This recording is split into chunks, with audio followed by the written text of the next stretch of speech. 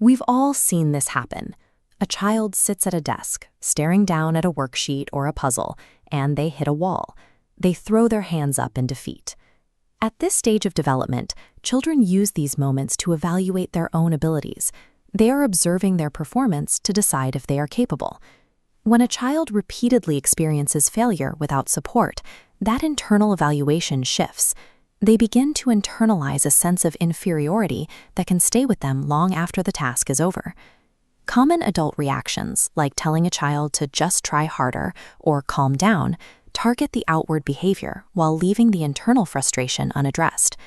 To understand why a child gives up and how to build their confidence, we have to look beneath the behavior and examine their internal neurobiology. Think of the brain as a two-story house. The bottom floor is the downstairs brain, managing survival instincts and fear. The upstairs is the prefrontal cortex, the center for logic and regulating those downstairs emotions. When a child faces a difficult task and feels failure, a threat response triggers. This biological hijack slams a metaphorical baby gate shut between the floors, severing access to the upstairs brain.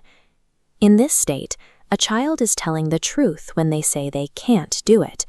They no longer have access. This state floods the brain with cortisol, which can interfere with the neural circuits required for healthy development.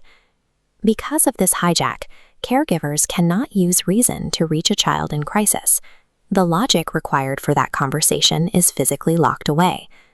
Reopening the gate requires a specific back-and-forth interaction known as serve and return.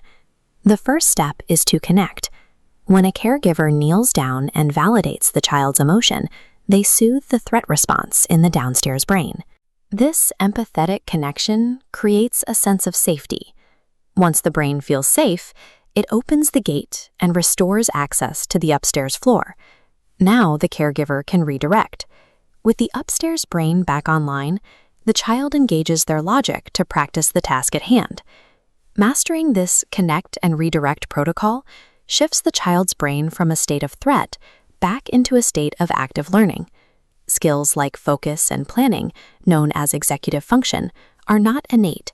Children are born with the potential to develop them through practice. Responsive interactions act as neurobiological scaffolding. The encouragement from a caregiver physically builds this brain architecture over time. Every time a child tries again and makes small progress, these neural pathways strengthen and solidify into permanent capabilities. Back at the desk, the child successfully completes the task. This experience provides the positive feedback necessary to reinforce their self-image. By praising the process of mastering the skill, the caregiver further strengthens the neural pathways the child used to persevere. Navigating these struggles provides the repeated practice necessary to build a neural foundation for resilience. Every successfully managed interaction helps protect against inferiority and builds long-term self-worth.